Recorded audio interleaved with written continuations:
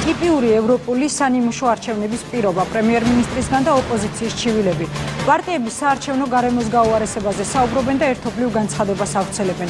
განცხადებაში, რომელიც პარტიებმა საარჩევნო გარემოს შესახებ გაავრცელეს, ნათქვამია, რომ 2013 წლის ოქტომბერში თავისუფალი და სამართლიანი არჩევნების ჩასატარებლად აუცილებელი წინაპირობების არარსებობის გამო არჩევნების შედეგების ლეგიტიმურობა ეჭვქვეშ დგება. რა კონკრეტული პრეტენზიები აქვს ოპოზიციას და ვის აკისრებს პასუხისმგებლობას არათანაბარი საარჩევნო გარემოს გამო? მთავარ კითხვას გადაცემის მეორე ნაწილში გიგა ბუკია, კახა კუკავა, გიორგი ახვლედიანი უპასუხებენ. მანამდე თეა წულუკიანი გადაცემაში მთავარი კითხვა.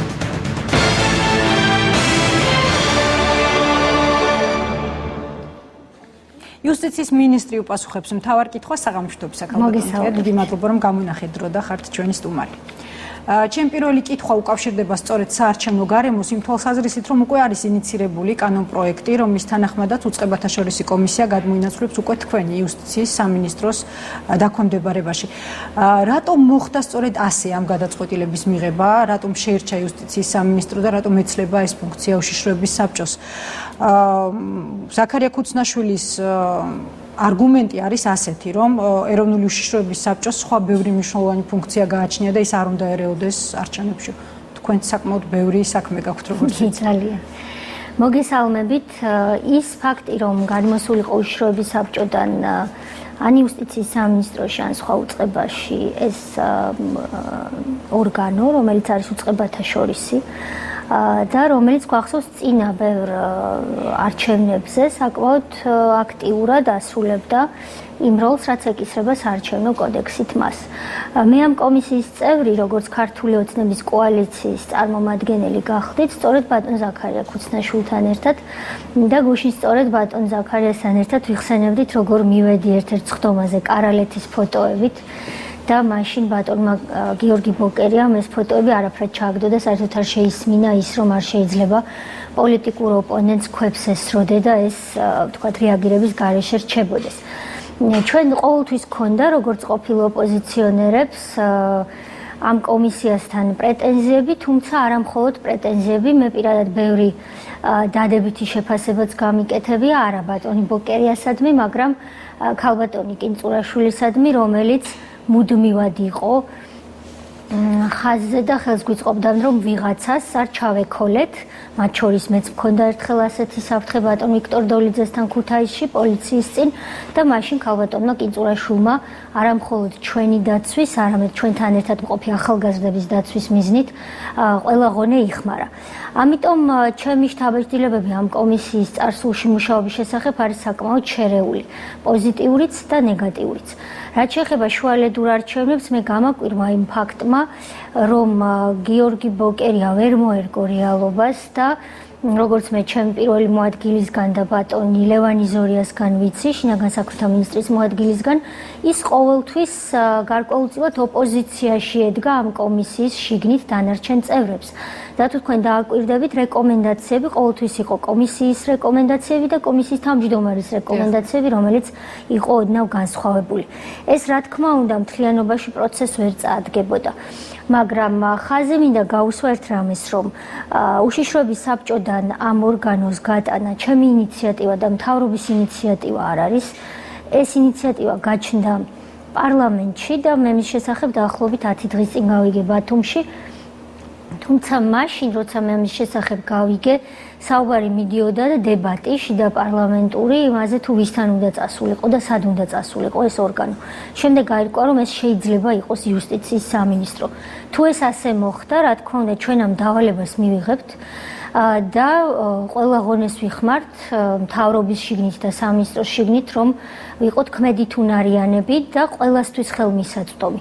არავის არ უნდა ჰქონდეს ილუზია, მათ შორის არასაპარლამენტო ოპოზიციას და მე ვიტყოდი მათ პირველ რიგში, რომ მე პირადად დამავიწყდება როდისმე რომ წარსულში ოპოზიციონერი ვიყავი და მით უმეტეს პატარა პარტიის წარმომადგენელი, სანამ მოხდებოდა ისეთი ისტორიული ფაქტი, რომ ბატონი ბიძინა შემოვიდა სცენაზე და რაოდენ მძიმე მდგომარეობაში გვიწევდა ჩვენ მუშაობა. ეს მე მახსოვს და გიგა ბოკერიასგან განსხვავებით არასდროს დამოვიწყდება, რომ მე დიახ ყოფილი ოპოზიციონერი ვარ და ვიცი რა უნდა იყოს თანაბარი საარჩევნო გარემო. თუმცა დღეს საყვედურობთ განსაკუთრებით არასაპარლამენტო ოპოზიცია იმას, რომ დაავიწყდა ქართულ ოცნებას და მასში შემავალ პარტიებს თუ რა მდგომარეობაში იყვნენ ისინი ოპოზიციის როლში. რადგან თქვენს დაქვემდებარებაში იქნება მაღალი ალბათობით უწყებათა შორისი კომისია? რა იქნება მისი მიუკერძოებლობის გარანტი, რადგან ამას ექნება ერთ-ერთი გადამწყვეტი მნიშვნელობა საპრეზიდენტო არჩევნების და შემდეგ ადგილობრივი არჩევნების დროს. ეს იქნება ყველას ჩართულობა, ეს იქნება ის პროცედურული გარანტიები, რაც ამ კომისიას უნდა ახლდეს თან, ეს იქნება საერთაშორისო ორგანიზაციების უფრო მეტი ხარისხით ჩართულობა, ვიდრე ეს იყო ვთქვათ უშიშროების საბჭოში, თუმცა ეს ხარისხი იქაც საკმაოდ მაღალი იყო და ეს იქნება თუნდაც ის, რომ ჩვენ არავის არ დავაყენებთ ვინმეზე მომგებიან მდგომარეობაში. მე კიდევ ერთხელ ხას უსვამ.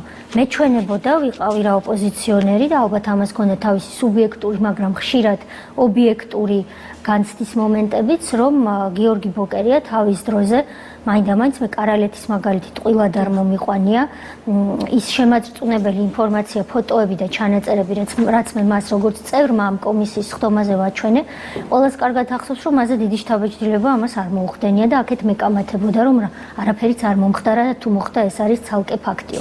ცალკე ფაქტები არ არსებობს, არსებობს მხოლოდ შემაშფოთებელი ფაქტები, როდესაც ამგვარი რამ ხდება.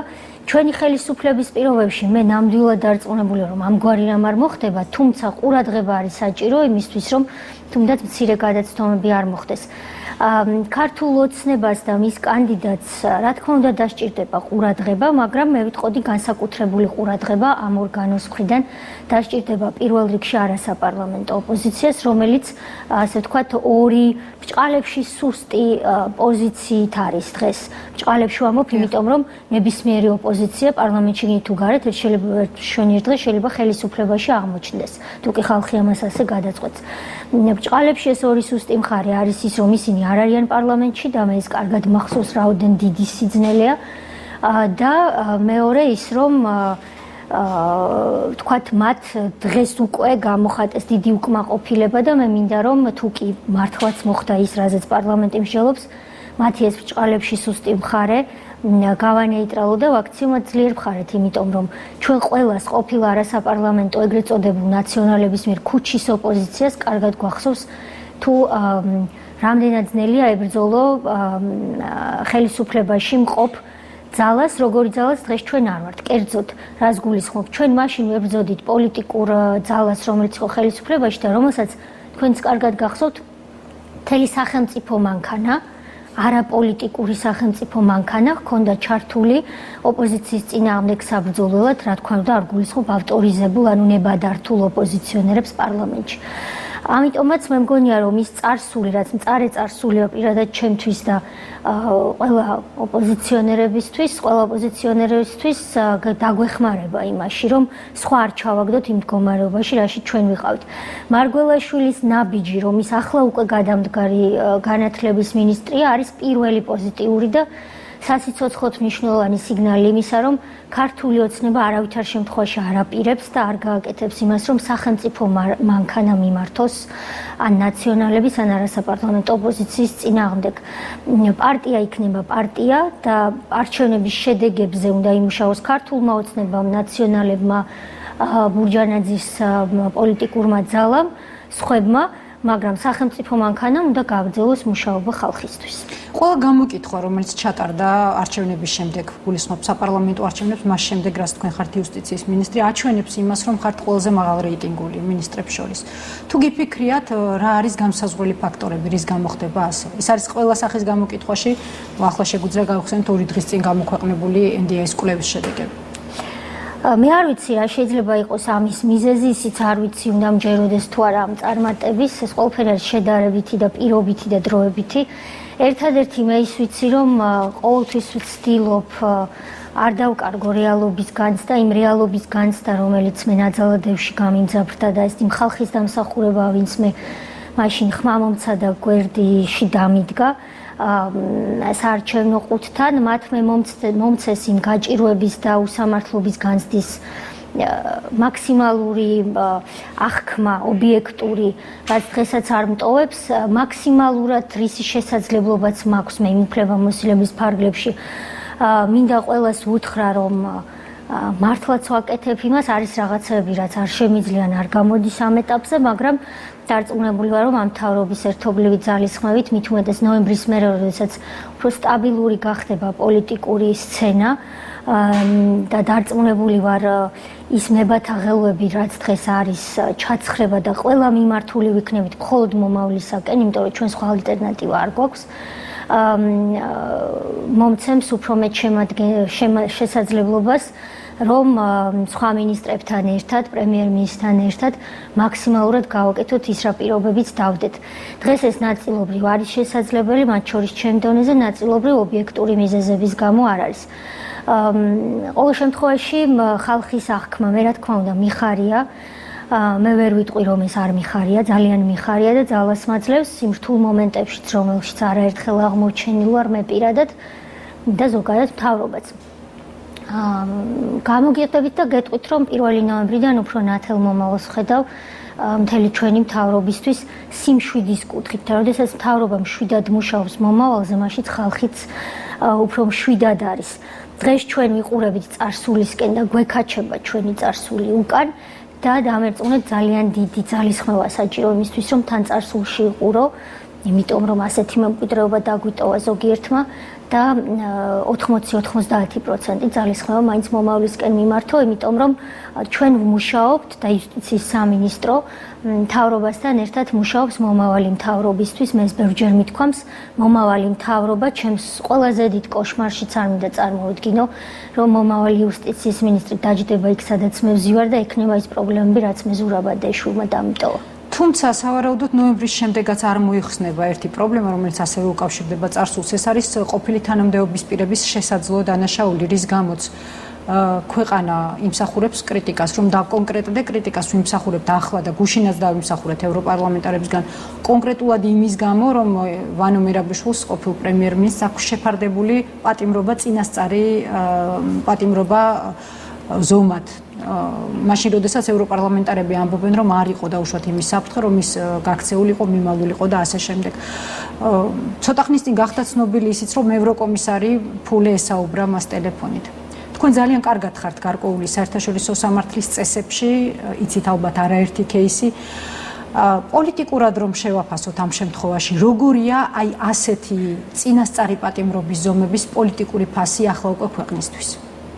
მოგახსენებთ, ვანო მერაბიშვილი უნდა იყოს თუ არა ციხეში, ამაზე ცალსახა პასუხი დადებითი არის მხოლოდ მაშინ, როდესაც ვიხსენებთ იმ საქმეებს სისხლის სამართლის, რომელიც არსებობს მის წინააღმდეგ და რის საფუძველზეც ის დღეს არის წარგზავნილი საპატიმროში.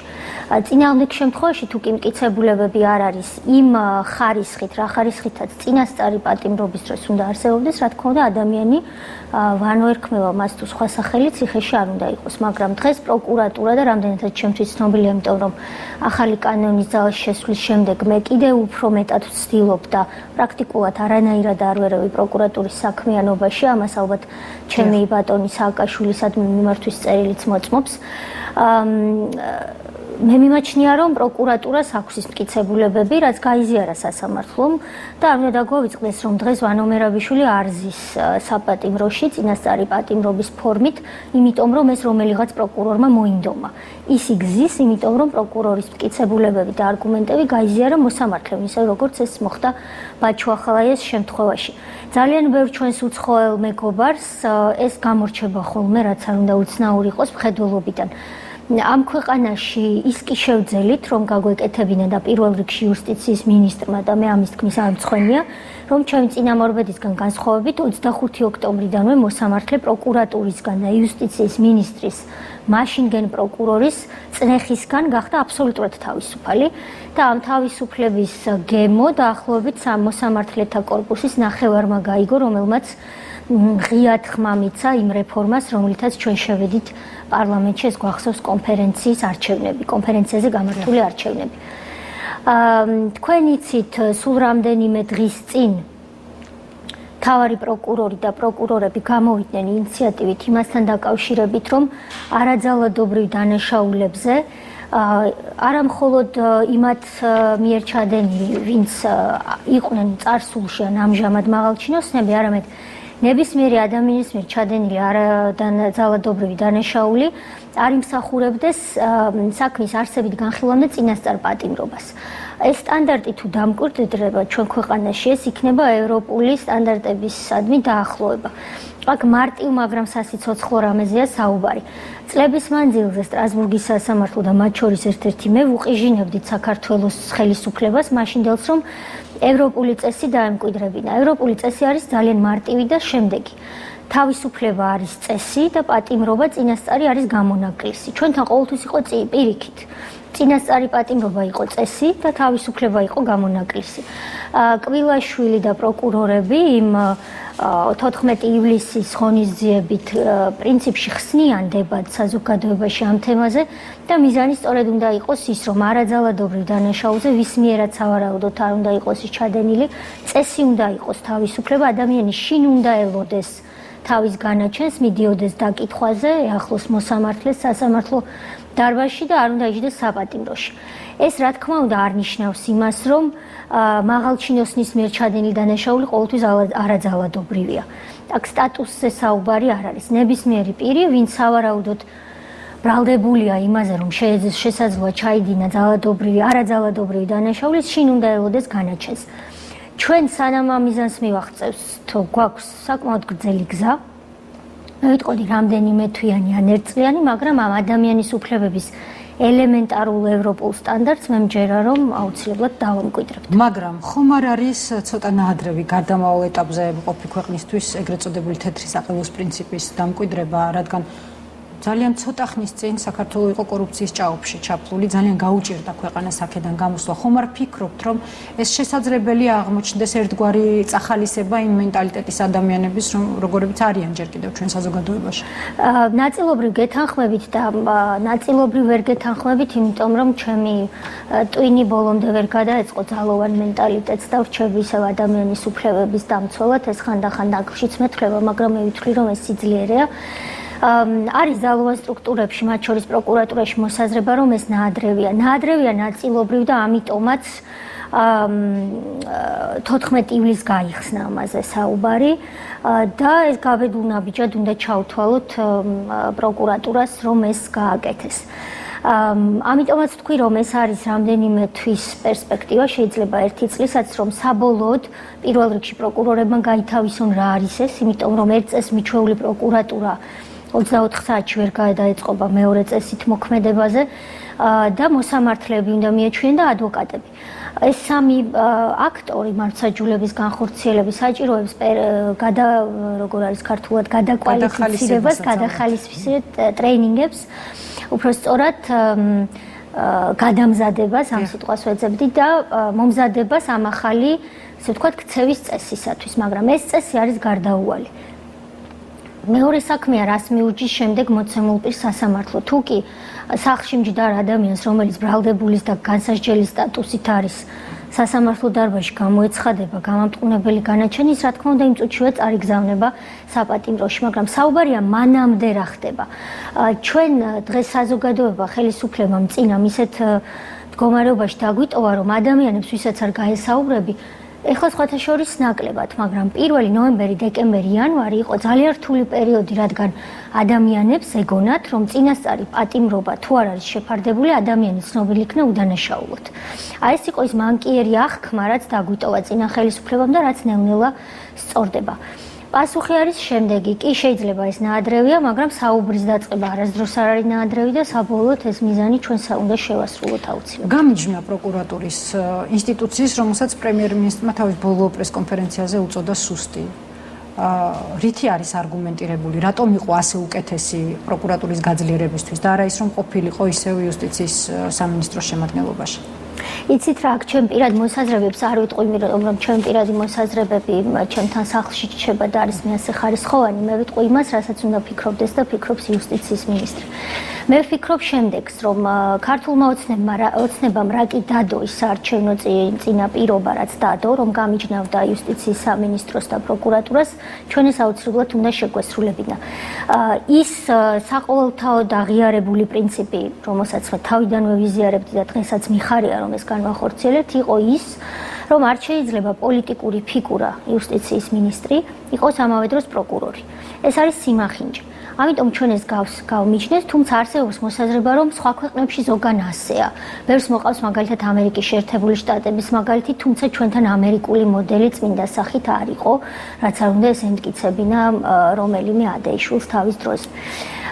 ეს გამიჯვნა მოხდა ამ კუთხით და ეს კარგია, რომ დღეს იუსტიციის მინისტრი არამც თუ აღარ არის პროკურორი, მას აეკრძალა ჩაერიოს რომელიმე ინდივიდუალური სისხლის სამართლის საქმის წარმართვაში. ეს უზრუნველყოფს მთავარი პროკურორის დამოუკიდებლობას იმ ხარისხით, რა ხარისხით უნდა ჰქონდეს მართსაჯულების განხორციელების პროცესში მონაწილე პირს. მეორე თემა, როგორ წარიმართება ეს პროცესები. მე ვაღიარებ და უნდა ვთქვა და არ შეიძლება არ დაეთანხმო პრემიერ-მინისტრს, რომ ვთქვა, რომ დღევანდელი მთავარი პროკურატურა არის პროკურატურა ზოგადად არის სუსტი ზოგადად, მაგრამ ისიც არ უნდა დაგვაუწყდეს, რომ პროკურატურაში მუშაობენ საკმაოდ ბევრი კომპეტენტური ადამიანები, რომელთაც მოუწიათ გარკვეულ კომპრომისებზე წასვლა წარსულში და კომპრომისში მე ავტომატურად არ გულისხმობ დანაშაულის ჩადენას. თუმცა ალბათ ასეთებიც არიან და მე მირჩევნია გამოვიყენო ამ ეტაპზე სიტყვა ალბათ, რომელთა ხილვას მე დღესაც არ ვისურვებდი იქ, სადაც ისინი არიან, თუმცა ეს არის უმცირესობა. რაც შეეხება უმრავლესობას, ისინი არიან ჩემი დაკვირვებით და მე ხაზს უსვამ, რომ რჩები ამ უმრავლესობის გულშემატკივარი, როგორც მათი კონსტიტუციის ძალით ჯერ კიდევ ქოლგა, ასე ვთქვათ, ხელმძღვანელი ქოლგა, გულშემატკივარი და მე ეს მევალება კიდეც, ისინი არიან ფრუსტრაციაში. ერთის მხრივ საზოგადოება მათ ურტყამს წიხლებს და მეორე მხრივ მათ ბრჭყალებში წიხლებს ურტყამს მათი ახალი ხელმძღვანელობა და ეუბნება გამოიძიე ჩქარა ის, რაც ადრე გაფუჭდა. ეს ძალიან მძიმე მდგომარეობა მინდა გითხრათ. ამიტომ მთავარ პროკურორს მის მოადგილეებს ჭირდებოდათ უფრო მაღალი ავტონომიურობა, მე ასე ვთვლი, რომ როგორც პრემიერ-მინისტრი იტყოდა ხოლმე სხვა, მაგრამ მსგავს შემთხვევებში საჭიროა უფრო მკაფიო ვერტიკალი იმისთვის, რომ პროკურატურა დაალაგდეს. მე მჯერა, რომ პროკურატურა დაალაგდება.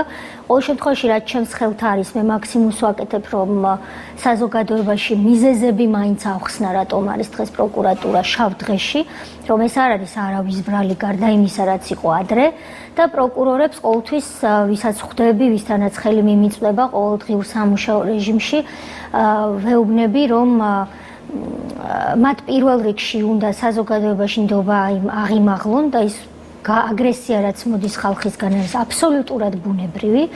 რა თქმა უნდა, მათი კვალიფიკაცია ამაღლებას საჭიროებს და როდესაც ეს მიიღწევა და ახლა უკვე ხელმძღვანელობაზე ამჟამინდელზე და მომავალზე მინდა ვთქვა. როდესაც პროკურორები დადგებიან ფეხზე და ამაყად შეხედავენ მოსამართლეს თვალებში, რომელიც თავის მხრივ გათავისუფლდება.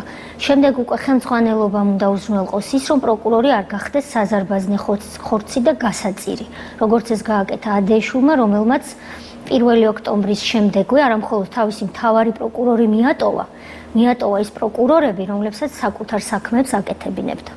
და რომელზეც არ არის საერთაშორისო ზეგნა დღემდე გამოცხადებული. სამწუხაროდ არ არის ეს ძალიან იოლად ახერხებდა ხოლმე ამას წინა ხელისუფლება, იყო თუ არ იყო საჭიროება, რომ ინტერპოლისთვის გადაეცადა. მე არ მსვენია, რომ წინა ხელისუფლება ასე მარტივად ახერხებდა, იმიტომ რომ ინტერპოლი მარტივი მოცემულობა არ არის. ამაზე მე ვიცი, რომ შინაგან საქმეთა სამინისტრო აქტიურად მუშაობს. ბევრი წინსვლაც არის, არა მხოლოდ ადეიშვილთან, მაგრამ სხვებთან დაკავშირებით და ამას თავის დროზე ალბათ იტყვის, ვინც საჭიროა.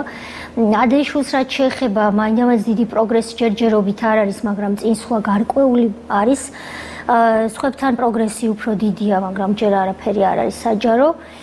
წითელ ცირკულარში არიან სხვებიც, ვინც ასე ვთქვათ, ისე გაიქცა, რომ ვერავინ დაეწია 1 ოქტომბრის მერე. რაც შეეხება თვითონ ჩემს წინამორბედს, ის სავარაუდოდ, უბრალოდ უდავოდ ჭკვიანი კაცი იყო, მე მის დატოვებულ ცუდ და ნაწილობრივ კარგ საქმესაც უკვე შიგნიდან ვხედავ. ბევრჯერ თქვი რომ ის იყო ნიჭიერი ბოროტი, მაგრამ იყო თან ბოროტი, თან ნიჭიერი. ნიჭიერების სფეროში მან შექმნა გარკვეული რაღაცეები, რის შენარჩუნებასაც მე ვცდილობ და ამის თქმის არ მეშინია. და ბოროტების სფეროში უფრო მეტი და ცუდი მემკვიდრეობა დატოვა, მათ შორის ფრუსტრირებული პროკურორები. მათ შორის არეული საჯარო რეესტრი, სადაც რა ხდებოდა და ვინ რას არეგისტრირებდა საკუთრებად, დღესაც ვცდილობთ რომ ეს რეორგანიზაციის კუთხით დავალაგოთ და ყველა კომპეტენტური და თითქმის ყველა კადრი შევინარჩუნო, იმიტომ რომ ისინიც პროკურორების მსგავსად ფრუსტრირებულები არიან. მე სიტყვა ქოლგა ტყილად არ ვახსენე, ქოლგობა ძალიან ძნელია, მინდა ყველა დავარწმუნო ამაში, რადგან ერთის მხრივ შენგევალება შეინარჩუნო წარსულის კარგი, მოაგვარო წარსულის ცუდი და იყურო მომავლისკენ და ატარო რეფორმები. ეს არ არის ძნელად, არ არის შეუძლებელი, მაგრამ ძნელად საკეთებელი საქმეა. შეიცვალა პარლამენტში თქვენი კანონპროექტი, რომელთაც ამაყობდით საერთო სასამართლოების შესახებ. ამის შედეგად იუსტიციის უმაღლესი საბჭოს 2 წევრის ადგილი იქცა ვაკანტურად და მოუშველიებთ თქვენ სიტყვებს ერთ-ერთ ინტერვიუში თქვით ასე პარლამენტი მეტისმეტად ენდო ნაციონალებს და დაუთმო 2/3-ით 2 წევრის არჩევაო. ვინ იყო ამ ცვლილებების ინიციატორი, ვიზია, პასუხისგებლობა, რომ ჩვენ მივიღეთ ისეთი სასამართლო სისტემა, როგორც მივიღეთ? მე მანამ სანამ ვიყავი წმინდა წყლის ძალოვანი, მაშინ შეიძლება უფრო მეტად მწვეოდა ვიღაცების კეხელების გაშვერა და თქვა რომ აი ეს არის პასუხისგებელი, მაგრამ დღეს ამას აღარ გავაკეთებ. და არ ვთვლი საჭიროთ რომ ასე ვთქვათ ვარკვიო ვინ რა ინიციატივა გამოიჩინა.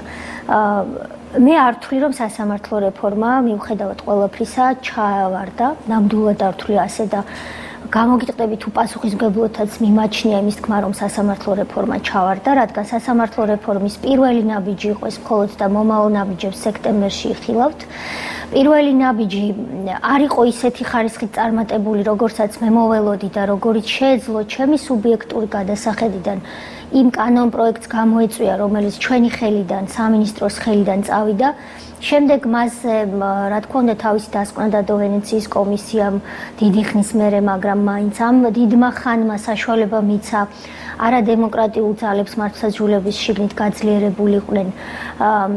მაგრამ მიუხედავად ყველაფრისა და თუნდაც პარლამენტის შიგნით იმ დიდი და ზედმეტად მაღალი ხარისხის ნდობისა, რაც ოპოზიციას გამოუცხადეს და დაუთმეს ის 2/3 თუ მეორე მოსმენაში ჩაბრუნება მოხდა, არაუშავს, ეს დემოკრატიული პროცესის ნაწილია. მე არ ვთვლი, რომ დღევანდელი იუსტიციის უმაღლესი საბჭოს შემადგენლობა არის ხელწამოსაკრავი. ეს ვერ იქნება და არ არის ის შემადგენლობა, რაც იყო. ბატონ კოტეს, რომელიც უნდა აღინიშნოს საქმეში ძალიან კარგად ჩახედილი ადამიანი და მისი საქმე იცის, გაცილებით მეტი მუშაობა უწევს დღეს, ვიდრე ადრე უწევდა, იმიტომ რომ ადრე პრინციპში მუშაობაც არ სჭირდებოდა, საკმარისი იყო ეთქვა, რასაც ფიქრობდა და ის გადიოდა თუ კი ამას ადეიშვილი ბეჭედს დაარტყამდა. დღეს მას ადეიშვილი არ ყავს, პატრონი არ ყავს საკუთარი თავის გარდა. ეს ძნელია, მაგრამ ის ამას გაითავისებს და საკმაოდ დარწმუნებული ვარ, კარგათაც წაიყვანს პროცესებს, თუ კი მიხვდება, რომ მისი რეალური დამოუკიდებლობა ჩვენ გვსურს. კიდევ ერთი თემა, რომელიც ძალიან აქტუალურია იმ პრობლემებიდან გამომდინარე, რომელიც იჩინა განსაკუთრებით ბოლო პერიოდში. თავი ეს არის ანტიდისკრიმინაციული კანონპროექტი, რომელიც უკვე მზად გაქვთ თქვენ. აქ არის თავმოყრილი, რამდენადაც ვრცელდება ინფორმაცია, ის ნორმატივები, რაც იყო გაფანტული სხვა საკანონმდებლო აქტებში, რაც იყო კონსტიტუციაში, ოღონდ ეს ყველაფერი ახლა უკვე არის თავმოყრილი. რა შეცვლის ქალბატონთია ამ კანონის მიღება კონკრეტულ პრობლემებთან მიმართებაში, როგორიც არის რელიგიური უმცირესობების უფლებების დაცვა, უკვე რამდენიმე მაგალითი იყო მათი უფლებების დარღვევის, სექსუალური უმცირესობების უფლებების დაცვა, ეს არის კონკრეტული პრობლემები, რა შეიცვლება, როდესაც კანონპროექტს მიიღებენ და ის შევაწავაში. ჩვენ ამ კანონპროექტით არ ვქმნით ახალ უფლებებს. ჩვენ ამ კანონპროექტით უზრუნველყოფთ იმას, რომ სახელმწიფო და კერძო სექტორი ერთნაირად აიღებს პასუხისმგებლობას იმაზე, რომ ის უფლებები, რაც უკვე არსებობს ყველასთვის, იმ უფლებებით სარგებლობა ჩვენ შეგვეძლება ყველას თანაბრად.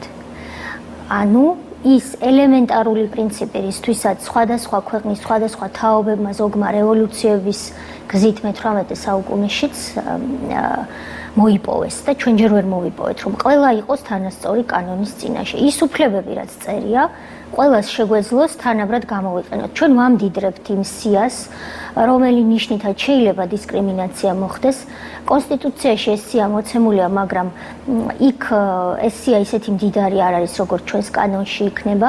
ჩვენ დავუმატეთ მაგალითად შეზღუდული შესაძლებლობის ნიშნით დისკრიმინაცია, დავუმატეთ ფეხმძიმობის ნიშნით დისკრიმინაცია, გენდერული იდენტობის, სექსუალური ორიენტაციის, ასაკის ნიშნით დისკრიმინაცია და სხვა. ჩვენ ქმნით ამ კანონპროექტით ინსპექტორის, თანასწორობის ინსპექტორის ინსტიტუტს, რომელიც იქნება ძირითადად ორიენტირებული სანქციებზე და მითითებებზე, რომელიც სავალდებულოდ შესასრულებელი იქნება, მაგრამ აგრეთვე ექნება დამატებით პრევენციის ფუნქციაც.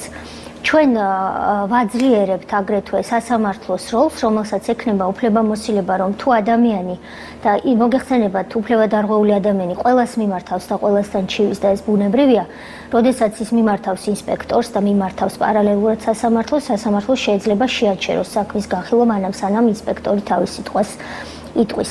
ინსპექტორს შეიძლება გამოსცეს სანქციები ჯარიმების სახით და აგრეთვე მინისტრი იქნება ის თუ სხვა პირი მიუთითოს სავალდებულო შესრულებისთვის, მაგალითად, რომ ამა თუ იმ ბრძანების რომელიღაც მუხლი შეიცვალოს, იმიტომ რომ მას მოაქვს დისკრიმინაცია ამა თუ იმ ნიშნით. ჩვენ ძალიან ბევრ ყოფილი ევროკავშირის წევრი კანდიდატი ქვეყნებისგან განსხვავებით გვაქვს ამ კანონპროექტში მრავალი ნიშნით დისკრიმინაციის აღმოფხვრაც და არ გვინდა არავითარ შემთხვევაში დაგვემართოს ის, რაც არ მინდა დავასახელო, მაგრამ ზოგიერთ ევროპულ ქვეყანას ყოფილ კანდიდატს დაემართა, როდესაც შეიმუშავეს ანტიდისკრიმინაციული კანონი, ის იყო კარგი პროექტი, მაგრამ პარლამენტში ეს პროექტი დამარცხდა. ჩვენ თუ ეს ასე მოგვივიდა, რა თქმა უნდა, ჩვენი საზოგადოებისთვის და იმ მოწყვლადი ჯგუფებისთვის, ვინც ყავს საზოგადოებაში და მრავლად, იმიტომ რომ არავინ არ იუაროს, რომ ჩვენ საზოგადოებაში ყველა ფორმით და ყველა სფეროში პრინციპში ყვავის დისკრიმინაცია. და ეს არ ეხება მხოლოდ ეთნიკურ და რელიგიურ და სექსუალურ უმცირესობებს, ეს გვეხება ყველას. არ გვინდა დაგვემართოს ის, რომ ვთქვათ პარლამენტმა ეს უარყოს. მე არ მგონია, რომ პარლამენტი ამას უარყოფს ამ კანონპროექტს და ზოგადად დისკრიმინაციის აღმოფხვრვის თემას ყავს პირველი და ყველაზე დიდი მხარდამჭერი ეს გახლავთ პრემიერ-მინისტრი, რომელმაც სტრასბურგში განაცხადა, რომ ამგვარი კანონი მუშავდებოდა და მთავრობაში ერთ-ერთი ყველაზე მძაფრი განცდის მქონე და აღშფოთების მქონე და კანონიერად და ლეგიტიმურად 17 მაისის მოვლენებისადმი იყო პრემიერი და ყველა მინისტრი, მაგრამ პირველ რიგში პრემიერი როგორც პასუხისმგებლიანი მთავრობის ხელმძღვანელი. ამიტომ ამ კანონპროექტს მე მჯერა, რომ დიდი მომავალი აქვს. ამას ვატყობ, როდესაც ხვდებით ჩვენ არასამთავრობო ორგანიზაციებს, უკვე 3 რაუნდი გავმართეთ კონსულტაციების. ახლა რაიონებში გვინდა ის წარმოადგინოთ. მე ვგეგმავ, რომ ერთ-ერთ ეთნიკური უმცირესობებით დასახლებულ რაიონს ვეწვიოთ, შემდეგ არ არის გამორიცხული კახეთს ვესტუმროთ და წარმოადგინოთ ეს კანონპროექტი, სანამ პარალელურად ბატონი თომას ჰამარბერგის მიერ შემოთავაზებული შვედი ექსპერტი მას ექსპერტიზას ჩაუტარებს და შევძლებ, რომ მთავრობას წარუდგინა ერთ-ერთ სხდომას. ძალიან დიდი მადლობა. მადლობა. მთავარ კითხვას თეატრო ლუკიანი პასუხობდა, რამდენიმე წუთში გიგა ბუკია, გიორგი ახვლედიანი, კახა კუკავა მიიღებენ მონაწილეობას დისკუსიაში.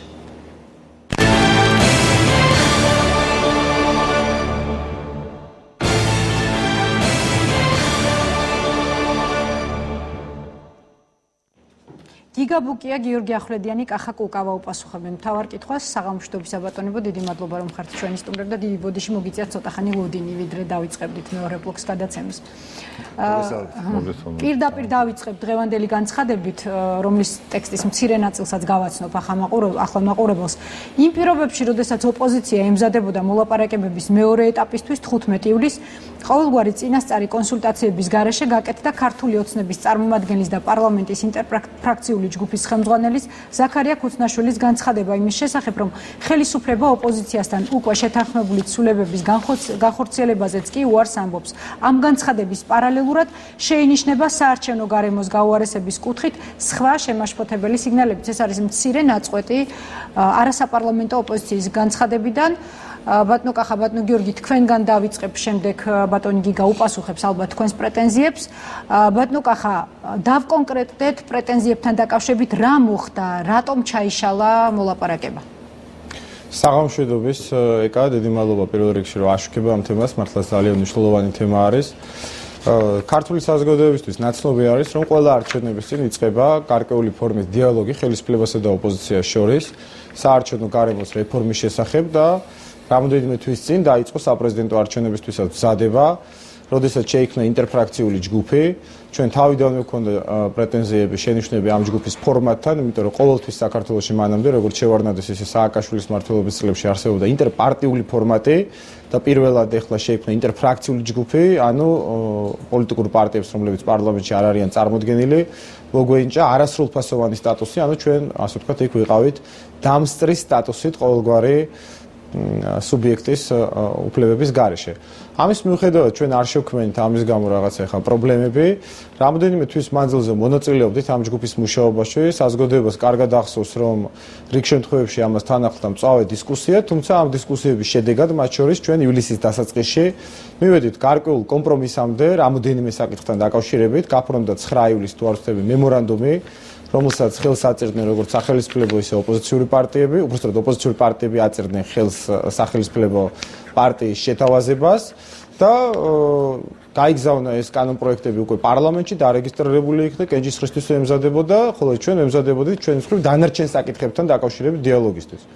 ჩვენთვის იყო სრულიად მოულოდნელი, როდესაც გუშინ წინ ტელეეთერებიდან მივიღეთ ინფორმაცია იმის შესახებ, ბატონი ქუცნაშვილისაგან, რომ ცალხრივად ერთპარტიულ რეჟიმში ქართულმა ოცნებამ გააუქმა უკვე მიღწეული შეთანხმება ოპოზიციურ პარტიებთან, გადააკეთა ის ინფორმით, რა ფორმითაც მისთვის არის მისაღები და შეიძლება ითქვას, რომ ჩაშლილი არის ალბათ, როგორც ახლა ჩვენ გვესმის, შემდგომი მოლაპარაკებებით ისეთ მნიშვნელოვან საკითხებზე, როგორც არის ამორჩეულთა სიების, საარჩევნო ადმინისტრაცია და სხვა აგრეთვე მნიშვნელოვანი საკითხები.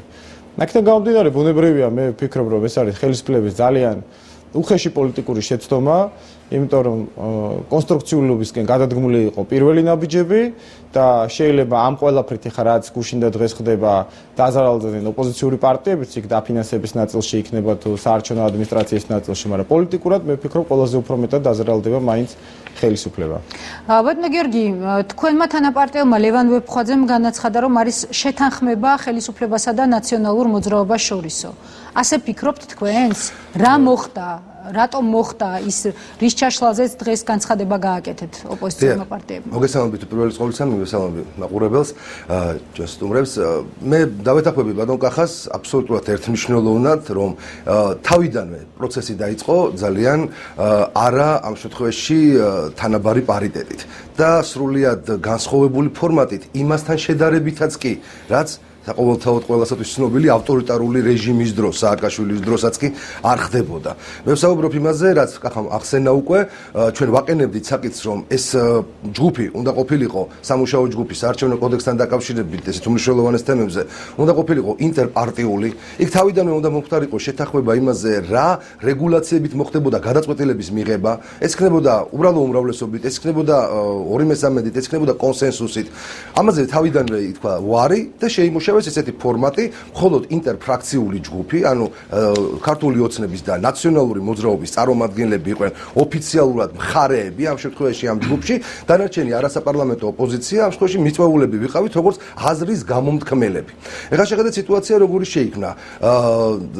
შედგა მემორანდუმი, რომელთან დაკავშირებითაც ქრისტიან-დემოკრატებს ჰქონდა ჩვენი დამოკიდებულება, ჩვენი გარკვეული ხედვები, იქიდან გამომდინარე, რომ დღეს საარჩევნო კომისიაში ყველას კარგად ესმის და ყველამ კარგად უნდა იცოდეს. მართალია საზოგადოებას არ აქვს მაინდა-მაინც დიდი აუცილებელი ვალდებულება, რომ ზუსტად იცოდეს, ვის რამდენი კომისიის წევრი ყავს და ესეთი სიღრმე დეტალებში იყოს შეხედული, მაგრამ უნდა მივაწოდოთ ინფორმაცია და უნდა უთხრათ ყველას, რომ დღეს მიუხედავად იმისა, რომ უკვე მე-9 თუ მე-10 თვე არის ქვეყანაში რეალურად სიტუაცია ძირეულად არის შეცვლილი 1 ოქტომბრის წყალობით, დღეს საარჩევნო კომისიაში 7 ნაციონალური მოძრაობის წარმომადგენელი არის და 6 ქართული ოცნების. 7 იმიტომ, რომ ეს არის ერთი პარტიული წარმომადგენელი, ხოლო 6 ეგრეთ წოდებული პროფესიული ნიშნით არჩეული კომისიის წევრი, რომელიც თავის დროზევე ნაციონალური მოძრაობის წევრებმა დანიშნეს თავისი აქტივისტები და ორ მათგანს გასული აქვს და მაგრამ ვერადავერცვლით პარლამენტმა ვერადავერ შეცვალა ეს ორი ადამიანი. ანუ ანაქრონისთან გვაქვს საქმე, როგორც ასეთი ეს რეალურად.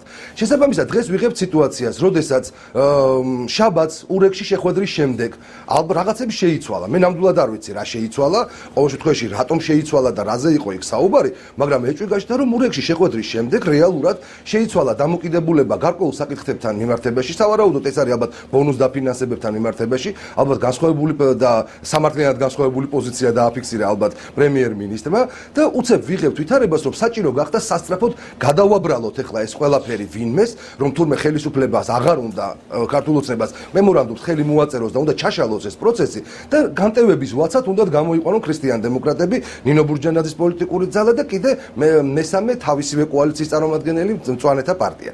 ეხლა სიტუაცია არის ისეთი, თურმე იმის გამო, რომ ქრისტიან-დემოკრატებს გვაქვს ჩვენი ძალიან მკაცრი შეხედულებები გარკვეულ საკითხებთან მიმართებაში და ჩვენ ეს პოლიტიკურად დავაფიქსირეთ ჩვენი პოზიცია, არანაირი ამ შემთხვევაში გადაწყვეტილებაზე ზემოქმედების მომხდენი ჩვენი პოზიცია არ უნდა ყოფილიყო, იმიტომ რომ კიდევ ერთხელ ვამბობ, საერთოდ არანაირი შეთანხმება იმაზე, რომ ეს კონსენსუსის წესით უნდა ყოფილიყო მიღებული ეს გადაწყვეტილება და საბოლოო შეთანხმება არ ყოფილა. ამიტომაც დაიწყო ქართულმა ოცნებამ ძებნა მიზეზების, მიზეზ დოსმარილი აყდა და ეს რატომღაც ეს დოთუ მარილი აღმოჩნდით ჩვენ და ცდილობენ ეხლა რომ ჩვენ დაგვაბრალონ როგორმე ამ ყველაფრის ჩაშლა, მაშინ როდესაც ჩვენ რომ ამაზე ხელი მოგვეწერა, მაშინ აღმოჩნდებოდა მწვანეთა პარტია მაგალითად მიზეზი, ან კიდე რაღაცა დამატებითი რაღაცა ფორმულირება. შეთქმულება არის როგორ ფიქრობთ? შეთქმულებაზე არ არის საუბარი, არა, მე უტრირება გააკეთა ლევან ბებხვა. არა, მე ამ შემთხვევაში საუბარია იმაზე, რომ გარკვეულწილად შეიცვალა რაღაც დამოკიდებულება თავად ხელისუფლებაში და ეხლა განტევების ვაცის ძიებაში ეძებენ ქრისტიან-დემოკრატებს როგორმე მათ გადააბრალონ თურმე და მაშინ პირდაპირ განაცხადოს ქართულმა ოცნებამ, რომ ქრისტიან-დემოკრატები ყოფილან იმ დონის უმნიშვნელოვანესი პოლიტიკური ძალა დღეს ქვეყანაში, რომელთა თანხმობის გარეშეც არავითარ გადაწყვეტილებას აზრი არ აქვს ქვეყანაში, არავითარ შეთანხმებაზე საუბარსაც აზრი არ აქვს და თურმე უჩვენოდ არაფერი ამ ქვეყანაში არ წყდება. ნეტაი კი მართლა მასე იყოს და ამ ქვეყანაში ბევრი რამ სწორი მიმართულებით წავიდოდა, მაგრამ ეჭვი მაქვს ასე არ ფიქრობენ არც ქართულ ოცნებაში და ეს რეალობა დღეს არ დგას.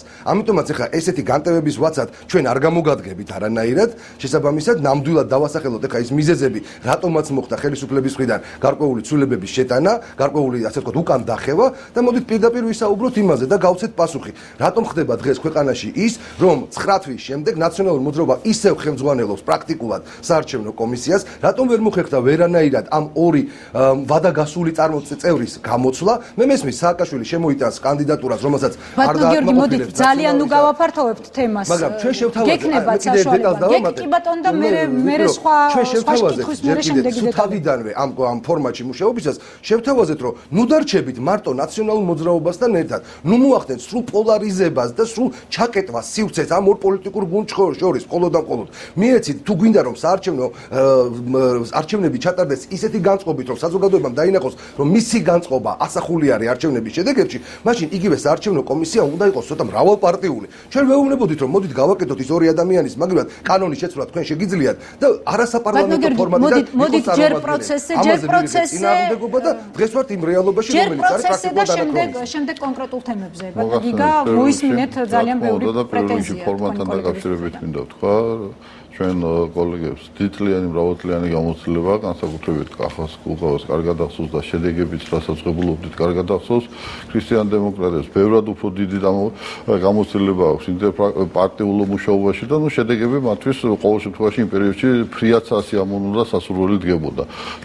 თავარი განსხვავება რა იყო ჩვენ როგორც უმრავლესობა თქვენთვის იმ პერიოდში დგებოდა მაგაზე შემდეგში მე არ შევისო არა ესე მე თქვენთან მიმართებაში არ დავაკონკრეტებ რა ჩვენთვის სასურველი შედეგები დგებოდა რომელსაც ამ პარტია არ იმსახურებდა ან რაღაცა ლგოტების საკითხები დაგელაპარაკებით აგიხსნით აუხსნი მაყურებელს რაც შეეხება ფორმატთან დაკავშირებით ჩვენ გავაცხადეთ რომ ეს ინტერფრაქციული იქიდან გამომდინარე რომ ყველა შემთხვევაში უმრავლესობას უნდა აიღო პოლიტიკური პასუხისმგებლობა და გადაწყვეტილება უნდა მიიღო უმრავლესობას. აქედან გამომდინარე რამე შესაფხუდად ჩვენს არ ჯერდებოდა ყველანაირი ნება იმისი რომ პოლიტიკური თანხმედრა პლურალიზმისკენ და მრავალპარტიულებისკენ ყოფილიყო გადადგმული ეს უმრავლესობის დაფიქსირებული ნება იყო.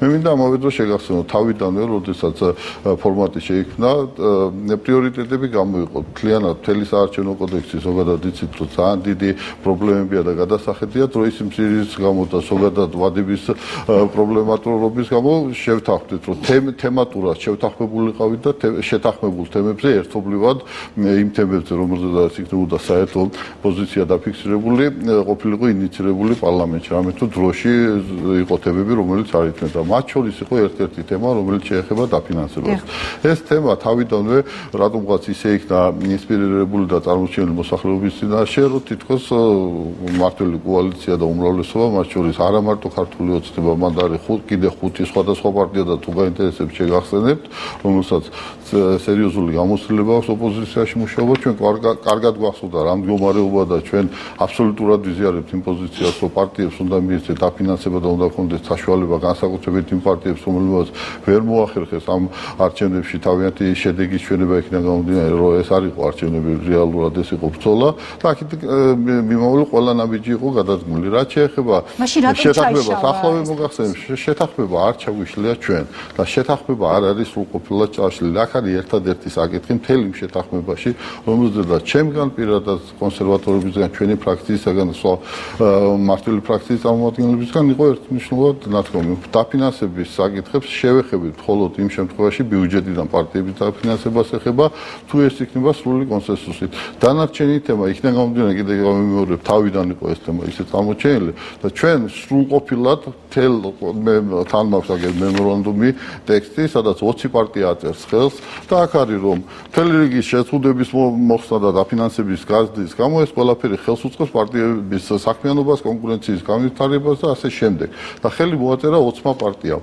ერთადერთი პრობლემატური საკითხი ამ თემებში, რომელიც როგორც გაირკვა შემდეგში იყო, ეს შეეხებოდა დაფინანსების საკითხს. ამ პრობლემის მოხსნის თვალსაზრისით ჩვენ თქვით და იმ პოზიციას ისე დაუბრუნდით, რომ ამოვიყოთ ეს საკითხი, დანარჩენი ის პოზიცია, რაც იყო შეთანხმებული, აბსოლუტურად ინიცირებული იქნება პარლამენტში, რამე თუ ჩვენ გვინდა რომ სრულყოფილად ყველა პარტიის თანამონაწილეობით იყოს ეს კანონპროექტი ცვლილებები განხორციელებული. რაც შეეხება ბატონ გიორგის, რომელიც ძალებს, რომ კომისიის წევრებს თუ რატო არ იცვლება, თქვენ ძალიან კარგად მოგეხსენებათ, ეს არის ჯერჯერობით პრეზიდენტის პრეროგატივა და ის წარმოადგენს ესკოში კანდიდატებს.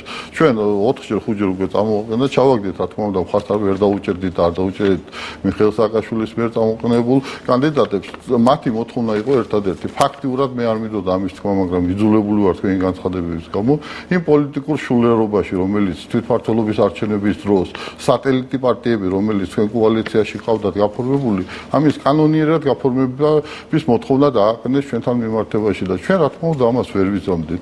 იქიდან გამომდინარე, ქრისტიან რაღაცა მესამე პარტია როა, რომელი პარტიის წევრია იმაში, ანუ რომელი რაღაცა არ არის. ხო, ნუ არ მახსოვს. სახალხო მოძრაობა არის. ეს შეიძლება თქვენ იცოდეთ, მაგრამ დარწმუნებული ვარ, არც ეკაც ემახსოვრება იმ პარტიის სახელწოდება და ერთოდ მე კარგად მახსოვს არჩევნებზე ძალიან ბევრი რაღაცა შეიძლება არ იცოდეთ, რაღაცა კარგად შეიძლება არ იცოდეთ, ამის გამო ეხა რაღაცა არცოდიდან გამომდინარე რაღაცეები თქვა, მაშინ მომისმინეთ და გეტყვით როგორ არის საქმე. მე მომისმინეთ, უნდა მოვისაუბროთ ეხა ისეთ საკითხებზე, რომელიც რაღაცა გავრცელებული ჭორების საკითხით არის. ჭორებზე ლაპარაკობდით თქვენ? მე ვლაპარაკობდი ჭორებზე, მე როგორ ვლაპარაკობდი ჭორებზე?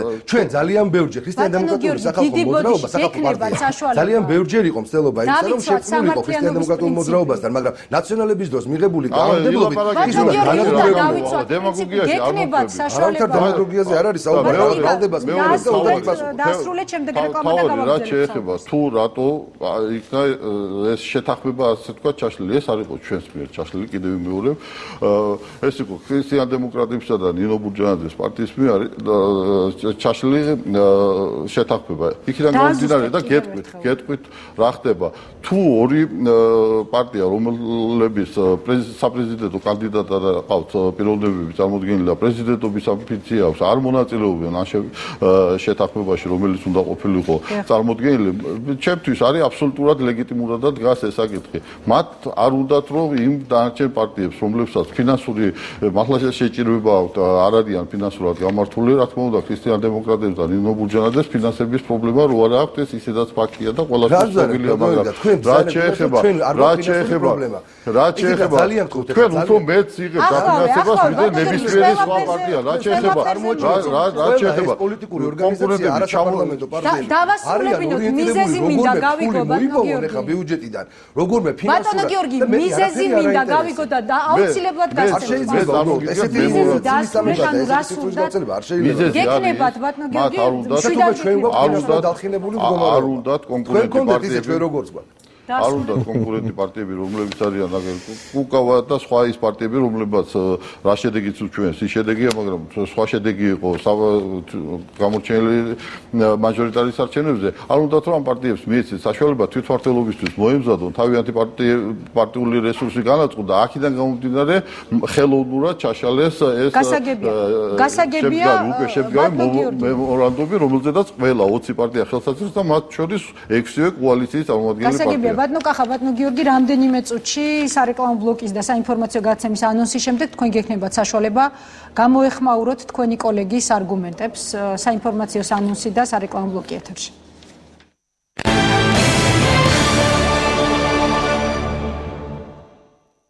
კახა კუკავა, გიორგი ახვლედიანი, გიგაბუკია პასუხობენ მთავარ კითხვას. ბატონო კახა, ახლა თქვენთან გადმოვალ შეკითხვით, რადგან ბატონმა გიგამ თქვა, რომ შეგნებულად ქრისტიან დემოკრატებმა და დემოკრატიულმა მოძრაობამ ჩაშალეს ეს მოლაპარაკება იმისთვის, რომ თქვენნაირი ნაკლები დაფინანსების მქონე პარტიები ვერ მოემზადონ ადგილობრივი არჩევნებისთვის. მეორე მხრივ იგივე ქრისტიან დემოკრატები საუბრობენ იმაზე, რომ შესაძლოა იყოს რაღაც გარიგება თუ მოლაპარაკება ნაციონალურ მოძრაობას და ქართულ ოცნებას შორის, ყოველ შემთხვევაში ეს თქვა ლევან ვეფხვაძემ.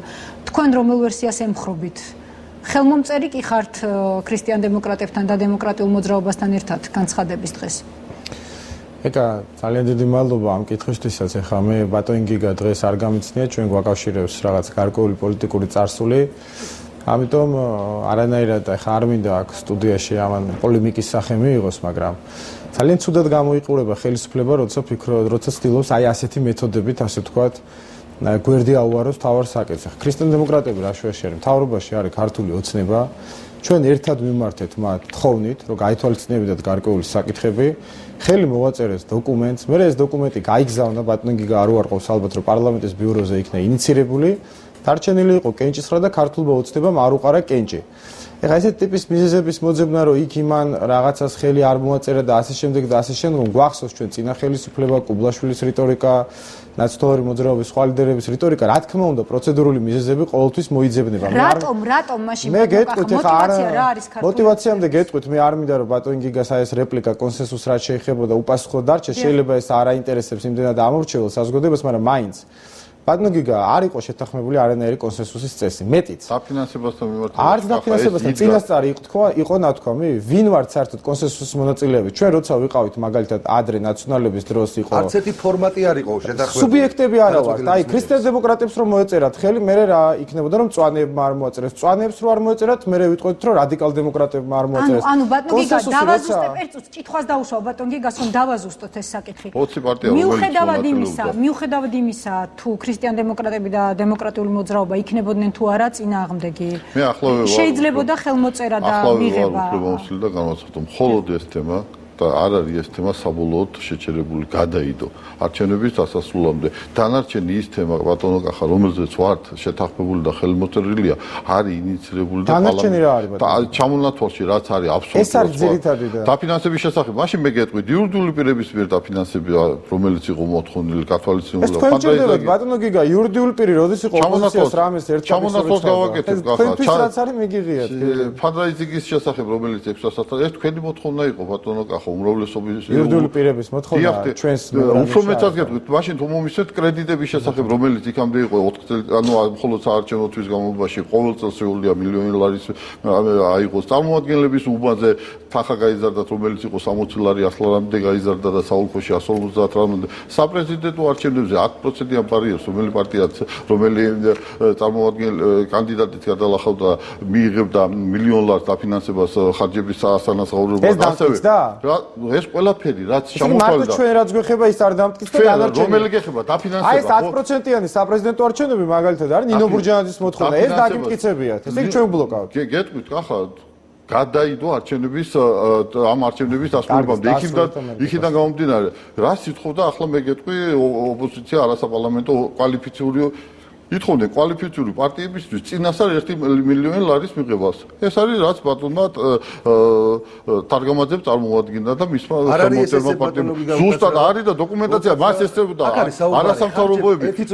ერთუთი ახლა არ გავცდეთ ეს წინასწარ სიტყვით წერია წინასწარ ხოლმე ხარჯის მოდი გიორგი მეკავცე პასუხი. ხო მაბადია გაგა სულ ერთი რეპლიკით ხოლმე და ასე რომ ეს თემები რომელიც ხარჯების ანაზღაურება მოხდეს ამ შემთხვევაში ხარჯების ანაზღაურება არჩევნების მერე თუ წინასწარ ეს არის არჩევნების მერე კანონში ისედაც წერია გიორგი ახლა ლუშეკოს მაყურებელი შესწავლაში ბატონო კახა არჩევნებში დეიტაული და 6 მილიარდიანი რესურსის მქონე კოალიციამ აიღო ჩვენი თავარი მაყურებელი თქვენ გვესაუბრებთ ჩვენ როგორი ცუდები ვარ როდესაც პარტიებისათვის თურმე ფინანსური მიმართულებით რაღაცა ელემენტარულად პოპულარული გარემოს ჩაყენებაზე ვსაუბრობთ.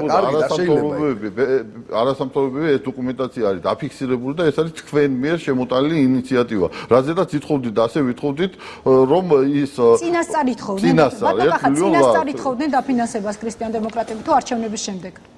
მე როგორც ვიცი ეს არის არჩევნების შემდეგ არჩევნების მერე ისედაც წერია 10%-ს არჩევნებია გიგა ისედაც ჩვენ გვიწევს გასაულია რამდენი პროცენტს აიღებს და გაბრარიეს გადავა.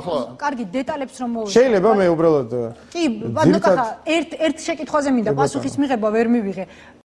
ორი საპრეზიდენტო კანდიდატი ყავთ წარმოდგენილი საპრეზიდენტო არჩევნებში. გორგიჯანიძემ რომ განაცხადოს ხო პროტესტი, მას დაბლოკავთ. მათ ესენი ღებულობდნენ მონაწილეობას, ჰქონდათ წამოყენებული კონკრეტული საკითხები და მე მაინტერესებს ერთი მიზეზი თუნდაც იმ თემებზე, რომელზედაც იყო ხელმოწერილი. თუ აქვთ ერთი პრეტენზია, მაშინ ჩემთვის გასაგები იქნებოდა მათი პოზიცია. ეწერა დაფინანსების თემაზე შეთანხმებული იყო. მე მაინტერესებს შემდეგში რა შეიძლება საკითხი ყოფილიყო სადაო ამაზე ნუ ვისაუბრებთ ამ წუთას იმ თემებზე რომელიც იყო შეთანხმებული ჩამოწერილი და გაწერილი რომელ ერთ საკითხს არ ეთანხმებოდით ქრისტიან-დემოკრატები კონკრეტულად თუ მეტყვიათ მაშინ ჩემთვის გასაგები იქნება მათი პოზიცია მათ არ აქვთ არგუმენტი მიზეზი თუ იმ შეთანხმებულ საკითხებში რომელ საკითხს არ ეთანხმებია შეიძლება მომავალში კიდე რაღაცა თემები იყოს რომელზედაც ბევრი სამუშაო და კოდექსი თავიდან ბოლომდე გადასახედია ამაზე ორი აზრი არ არსებობს თავიდან ბოლომდე ვიზიარებ ამ პოზიციას მაგრამ შეთანხმებულ საკითხებში რატო არ მოაწერეს ხელი თუ არა და მართლა მიზეზ დოსმალილი აკლიაო თემა კიდევ ამბობ დაფინანსების თემა რო არ ყოფილიყო თავიდან ასე მწვავედ აღებული თქვენი მიზანი პირდაპირ ჩანს წინასაარჩევნოდ იყო იმის სურვილი აი დაფინანსებები თვითონ გაიზარდეს მათ შორის გარე ოპოზიცია თუ შიდა კოალიციაზე მოგერცხოთ ჩირკი თქვენ კიდე გამოსულიყავით მშრალად ისე როგორც ეს გააკეთეთ როცა რვიანი დაშალეთ და ფაქტურად ახლები შეატოვეთ პირში ამ მომრჩეველს ბატონო გიორგი ბძანეთ და შემდეგ რა რეპლიკით საუბრობთ ბატონო რიანი იყო უკვე შესული პოლიტიკური პროცესი შესული იყო ჩიხში მოლაპარაკებები აღარ მიმდინარეობდა და ერთადერთი შანსი იყო ამ შემთხვევაში საერთაშორისო დიპლომატიური თანამეგობრობის გვერდში დგომით და მათი მონაწილეობით მიგვეღწია თუნდაც იმ ერთადერთისათვის რაც მიღწეული იქნა თუნდაც იგივე სიების გადამოწყვეტა მაგრამ ხო რასია დაგვიტოვეთ აგერაა ფაქტი არ მოგწონთ ისია მაშინ მიდის მუშაობა და თვითმმართველობის არჩევნები და რომ მოგქონდათ სხვა თქვენი გაკეთებული სიები რატო არ იღებთ ამ სიებს რატო არ ხდება საერთოდ გადახედვა მთლიანად ამ სიებს არავითარი გადახედვა არ მიდის რომ მოდიოდი და გვეუბნებოდი არ არის ეს რეალური სიაო იმ სიებით ატარებთ ეხლა საარჩევნო კამპანიას მაგრამ ეხლა სხვაგან წაგვიყვანს უკაცრავად რაც შეეხება პირველ რიგში იმას რომ თურმე ჩვენ გვინდა სხვა პოლიტიკური არასაპარლამენტო პარტიებისათვის ფულის წარქმევა და ჩვენ ბედნიერად ცხოვრობთ დიდრულად და არ გვაინტერესებთ ისინი როგორ არიან კარგით ეხლა მეტი აბსურდული არგუმენტის მოფიქრება ნუ ძალიან სასაცილოა რა რატომ არ მოაწერეთ ხელი რატო არ მოაწერეთ მიზეზი ერთი მიზეზი თქვი კონკრეტული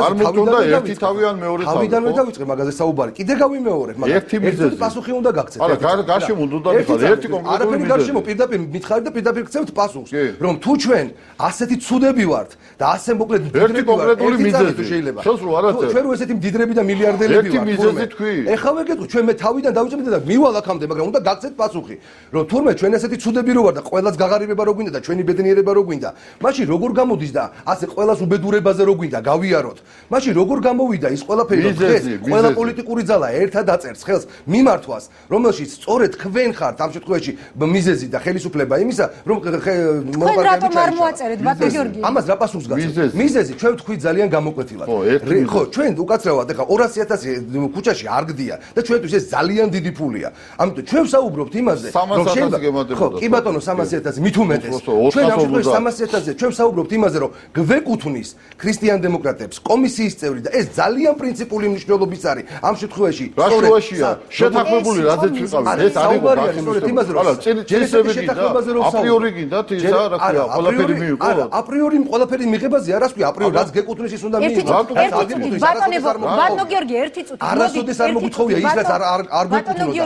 კანონით გეკუთვნოდა. მაშინ გაასაჩივრეთ ეგერა სასამართლოში შეიტანეთ გაასაჩივრეთ და არა ხო სასამართლოში შეიტანეთ და გაასაჩივრეთ საპრეზიდენტო არჩევნების მერე გადავწყვიტოთ რა იქნება აქ არის საუბარი ძალიან კონკრეტული ერთი წუთი არა პასუხი გამეცით მე მიმყავს გადაცემა ძალიან კონკრეტული პასუხი მინდა ძალიან კონკრეტულ კითხვაზე რატომ არ მოაწერეთ ხელი შეთანხმებას და შემდეგ ბატონ კახას უნდა მივცეს საშუალება საუბრის ერთ მნიშვნელოვნად მიუღებელი არის ის საარჩევნო სისტემა რომელიც არის საარჩევნო კომისია რატო? იმიტომ რომ იქ არის 7 ნაციონალური მოძრაობის წარმომადგენელი, 6 ქართული ოცნების წარმომადგენელი და ქრისტიან დემოკრატიულ მოძრაობას, რომელსაც აქვს კანონით ეკუთვნის დღეს პარტიათა შერწყმის შედეგად საარჩევნო კომისიის წევრი, მაგის დაბლოკვა ხდება. შეთანხმების თემებში არ იყო ეს ბატონო გიორგი. შეთანხმების თემებში არ იყო. როგორ არა, მაშინ ხა პირდაპირ გეტყვი, თქვენ ძალიან კარგად იცით და ნუქნით ახლა ისეთ ილუზიას რომ არაფერი არ იცით. ძალიან კარგად იცით რა შეთანხმებაზეცაა საუბარი. ჩვენ ორი პარტიის შერწყმის შედეგად თქვენ აქამდე არსებული რეალობიდან გამომდინარე, კარგავდით ორ კომისიის წევს. ორ კომისიის წევს. ბატონო, დაფინანსებაზე ვსაუბრობ. რა შუაშია და ანდა კიდევ ვიმეორებ. პოლიტიკურ შულერობაში ვერ გამოყვები გიორგი. პოლიტიკურ შულერობაში პარლამენტოდან შევიდეს ეს ერთი, ამაზე ვარ ითქვით. მე რა ვთქვით რომ მიიღეთ ისეთი საკანონმდებლო რეგულაციები და ბაზარო ჩვენ შერწყმის შეიძლება კონკრეტული მაგაზეც ვარ ითქვით და დარჩით ნაციონალურ მოძრაობასთან ერთად. შედეგად გასაგებია პასუხი. გასაგებია მიღებულია. თქვენი კომისიის მეორე ადგილზე გავიდეს ბაქრაძე. რომ ნაციონალურ მოძრაობამ ბოლომდე იყიროს რომ ბატონო გიორგი მოიცათ ერთი წუთი. ბატონო გიორგი, ანუ ხელი არ მოაწერეთ. ხელი არ მოაწერეთ, იმიტომ რომ კომისიის შემადგენლობა არ გაქვს. აბა 300.000 არ გვინდა და მაგის გასაგებია დაგიბრუნდებით. ბატონო გიგა ორი სიტყვი და ბატონ კახას უნდა მივცეთ საუბარს. ეს არ იყო თემა, ეს არ იყო განხილვის საკითხი. თქვენ თავშივე ძალიან გთხოვთ. თავშივე შეთანხმდით რომ იმ თემებზე რომელზედაც შეიძლება კონსენსუსის მიღწევა და იქნება ყველასთვის მისაღები, ჯერ ეს გავიაროთ. შევიდეთ ინიციატივით, მზად ვიყავით, ყველანაირი პასუხისმგებლობა ავიღოთ. დღესაც ვართ მზად, მაგრამ იმ დროს, როდესაც შეთანხმება ტექსტის შეთანხმებაში შეიძლება მომავალში ბევრ რაღაცაზე ვერ შევთანხმდეთ. ტექსტში ეს საერთოდ არ იყო. განხილულიც არ იყო. იქიდან გამომდინარე, რომ დღეს საერთოდ ადმინისტრაციებას არ ვეხებით. ბატონო კახა. და ვერ შევეხებოდი, არჩევნები დანიშნულია და როგორ შეიძლება ადმინისტრაცია შევეხო. ეს შეგვიძლია დაუსრულებლად იყო განხილვა, არ იყო განხილვა. იყო ბატონო გიორგი, ბატონი კახაც მოწვეული მყავს ამ სტუდიაში. ბატონო კახა, ძალიან გთხოვთ, ურთიერთ გამომრიცხავი ორი მოსაზრება მოვისმინეთ. თქვენი პოზიცია. პოლემიკისთვის დრო ნაკლებად გრჩება, ამიტომ რეზიუმეების სახით ჩამოთვლე ყველა საკითხზე. პირველი, კონსენსუსის თემა, ეს არის თითიდან გამოწვეული. რა ვიცი ხა ფიცს არ მოყვები პირდაპირ ეთერში არანაირი კონსენსუსი არასდროს არ წერილობით და არ ზეპირად შეთანხმებული არ იყო. ხოლო დაფინანსება ეს არის არ იყო საწერია მანახეთ საჩევთანხმდით და ოქმი მანახეთ ინტერვიუ მანახეთ არსად არ არის ეს არის ბატონი კუცნაშვილის ფანტაზიის ნაყოფი მოიყვანოთ ხვალ რომელიმე ერთი არასამთავრობო მაინც არანაირი კონსენსუსი შეთანხმებული არასდროს ნახსენები არ იყო ვერც იქნებოდა იმიტომ რომ სუბიექტების წრეთო არ არის განსაზღვრული ბუნებრივია კონსენსუსზე საუბარი ზედმეტი არის და ამას ისიც ადასტურებს ბატონო გიგა თქვენ კომენტარად დატოვეთ ის რომ მას შემდეგ რაც ქრისტიან დემოკრატებმა და ბურჯანაძემ ხელი არ მოაწერეს ამ მემორანდუმს ეს დოკუმენტი ინიცირებული იქნა პარლამენტში და რეალურად ეს დოკუმენტი შეჩერდა მას შემდეგ რაც ურეკში გაიმართა ივანიშვილის უსუფაშვილის და ბაკრაძის შეხვედრა აი ეს არის სიმართლე რომ გარიგდა ერთმანეთთან ოცნება და ნაციონალები და ამის შემდეგ იქნა გაწეული თორე ქრისტიან დემოკრატების ხელმოწერა გეტყვით რა არის ინტერესი ის არის რომ როდესაც თქვენი 40%-იანი კანდიდატი გავა პირველ ადგილზე და 0%-იანი ბაკრაძე გავა მეორე ადგილზე ერთმანეთის ლეგიტიმაციას რომ მოახდინენ არასაპარლამენტო ოპოზიციამ არ უნდა შეუშალოს ხელი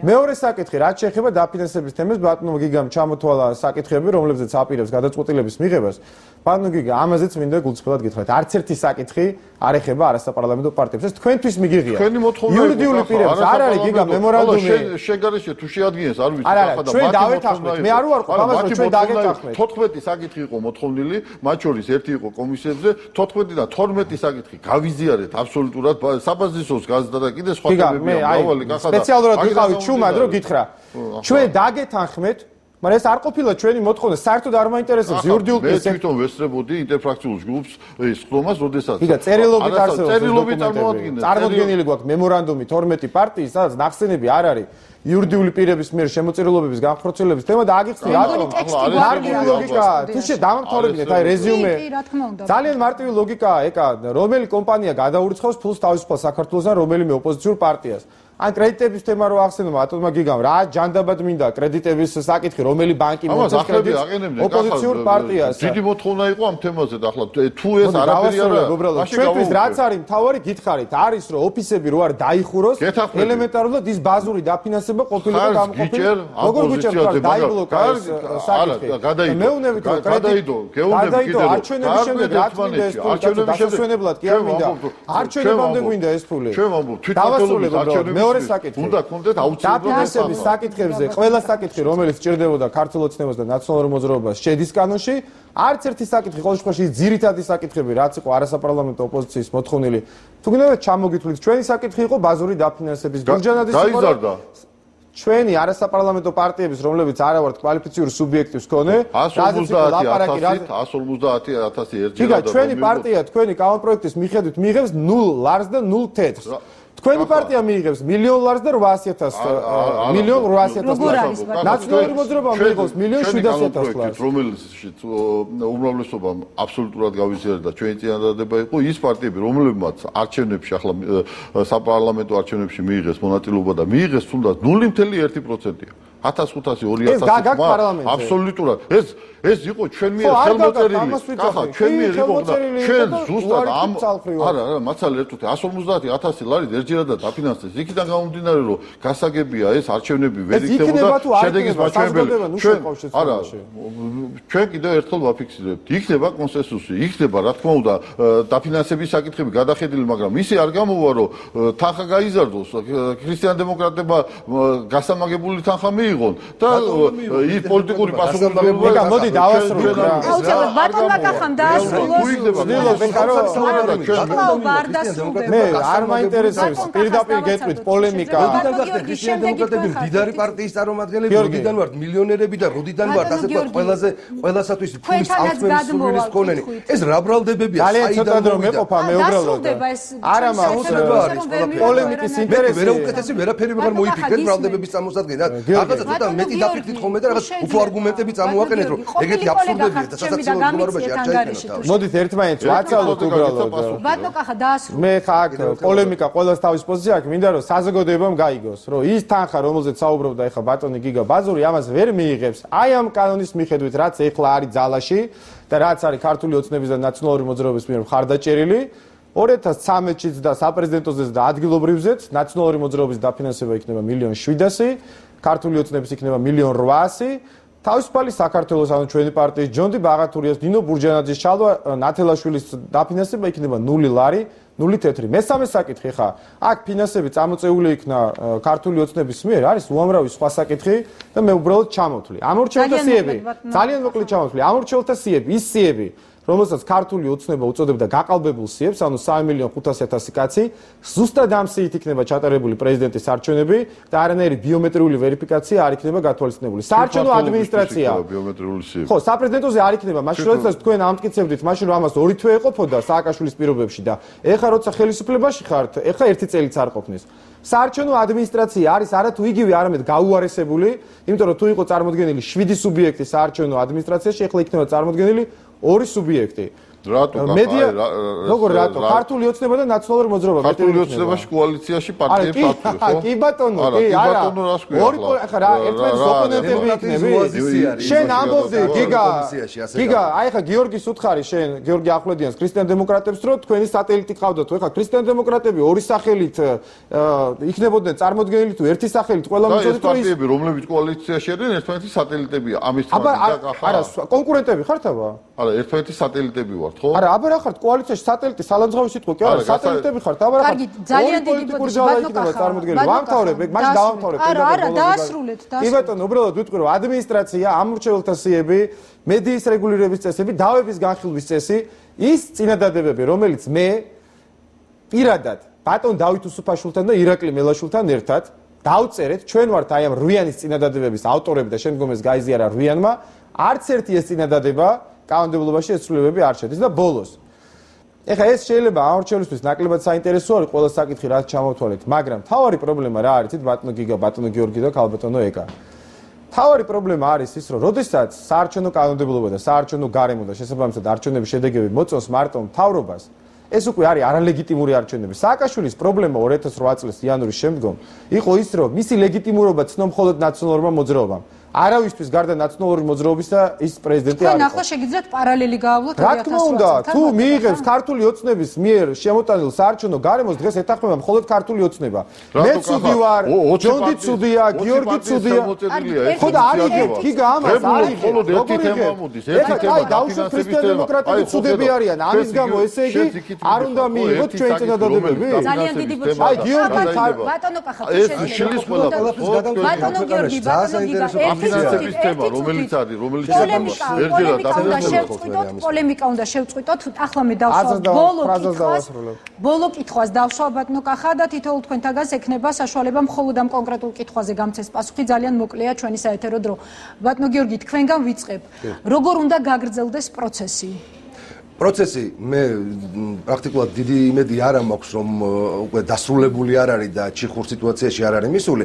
ჩვენ უნდა დაგვანახოს ხელისუფლებამ, ჩვენ უნდა დაგვანახოს ხელისუფლებამ უნდა დაგვანახოს. აი ამ დღეს ხელისუფლებაში მყოფმა კოალიციამ, რომ მათ აქვთ პოლიტიკური ნება რეალურად დაიწყონ მოლაპარაკებები და მე პასუხი აგონ იმ მოლაპარაკებების შედეგებზე, რომელიც იქნება შეთანხმებული. და ერთი ნიუანსი მინდა დავამატო სულ 1.15 წამით.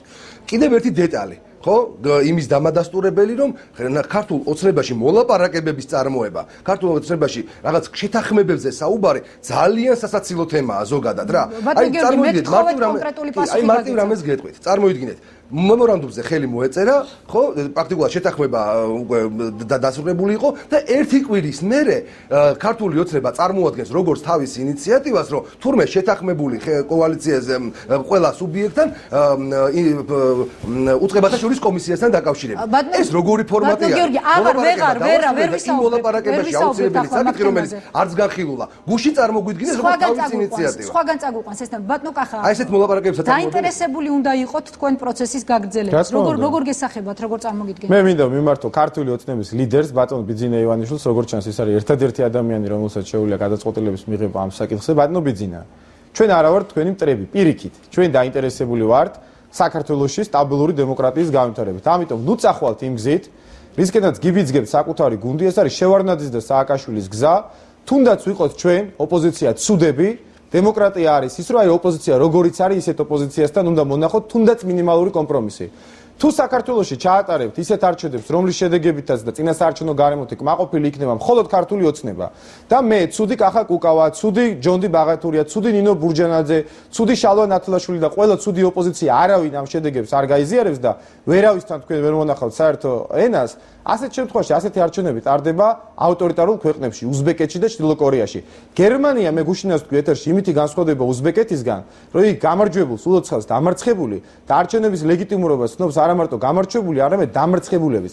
ჩვენ ვართ მზად ხვალვე დილიდან საღამოდან როცა გადაწყვიტავ თქვენ რომ ეს დიალოგი იქნეს განახლებული, არაფერს ჩვენ არ ვითხოვთ რადიკალურს, ვითხოვთ იმას, რაც მე დათო უსუფაშვილმა და ირაკლი მელაშვილმა დავწერეთ და რუიანმა გაიზიარა, რომ თუნდაც რუიანის წინადადებების ნაწილი დღეს როცა ხელისუფლებაში ხართ იყოს დამტკიცებული. გარწმუნებთ რომ ამით მე შეიძლება ცოტა მოვიგო პარტია თავისუფლება საქართველოს შეიძლება ცოტა მოიგოს, მაგრამ ამით ბევრად უფრო მეც მოიგებს ქართული ოცნება და კიდევ უფრო ბევრად მეც მოიგებს ქართული სახელმწიფო. დიდი მადლობა ბატონო გიგა, თქვენ როგორ გესახებათ კონსოპონენტებთან ჩვენ პრობლემა არც მოლაპარაკებების დროს, არც ხელმოწერის დროს, არც კომუნიკაციის დროს 18 პარტიასთან რომელიც არიან და მთლიანობაში შემავალი კოალიციის პარტიების ჩათვლით პრობლემა არ დამდგარა უფრო მეტიც კანონი პროექტი იყო ინიცირებული ჩვენ გქონდა ინფორმაცია და განცდა რომ ქრისტიან-დემოკრატებიც აწერდნენ იქიდან გამომდინარე კანონ პროექტს ხელს იქიდან გამომდინარე რომ თემა საკითხი არც ერთი საკითხი თქვენ მრავალჯერ დავუშვით კითხვა რომ წამოჭრილი ყოფილიყო ჩამოწერილში რო არ ეთანხმებოდნენ მსგავსი არ ყოფილა. აქედან გამომდინარე როგორ წარმოგიდგენიათ გაგრძელება პროცესის? წარმოგიდგენია გაგრძელება ეს